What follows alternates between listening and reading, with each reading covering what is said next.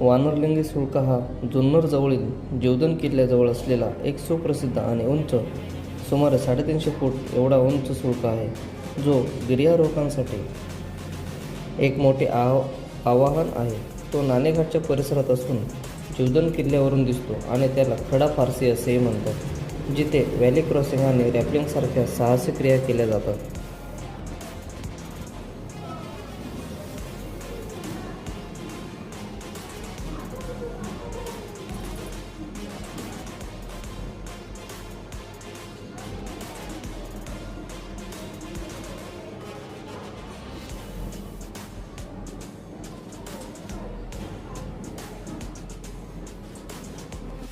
हा एक बेलाग सुळका आहे, जो गिर्यारोहकांसाठी एक आवाहन आहे.